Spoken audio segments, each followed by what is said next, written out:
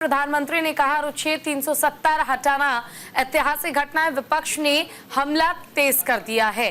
तो फिलहाल जम्मू कश्मीर के धारा 370 को खत्म किए जाने को लेकर ये बात कही गई है। बिल्कुल, देखिए 5 साल पूरे हो चुके हैं और इस मौके पर पीएम मोदी ने जम्मू कश्मीर और लद्दाख के लोगों को संबोधित भी किया और उन्होंने ये भी कहा कि एक ऐतिहासिक घटना थी।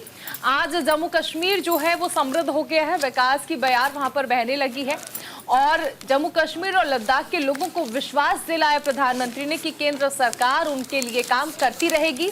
आने वाले समय में उनकी आकांक्षाओं को पूरा किया जाएगा। पीएम मोदी ने कहा कि ये देश में या देश के इतिहास में एक बहुत ही जरूरी फैसला था।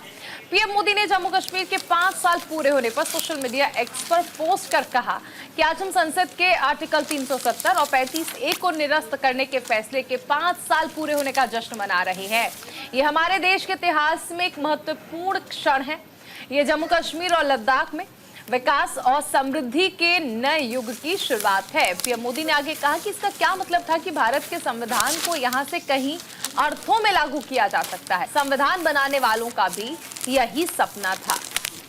बिल्कुल, देखिए और हिंदुस्तान टाइम्स में इस खबर को तरजीह दी गई है। अनुच्छेद 370 आपको जरूर याद होगा, जिसे कल यानी 5 अगस्त को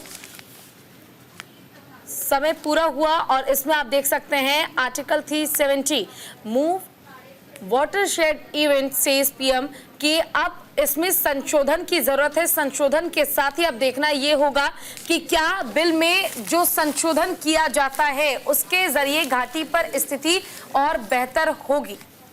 देखिए, अनुच्छेद 370 को पूरी तरह से हटा दिया गया है, यानी जम्मू कश्मीर को जो एक विशेष राज्य का दर्जा दिया गया था वो भी समाप्त हो गया।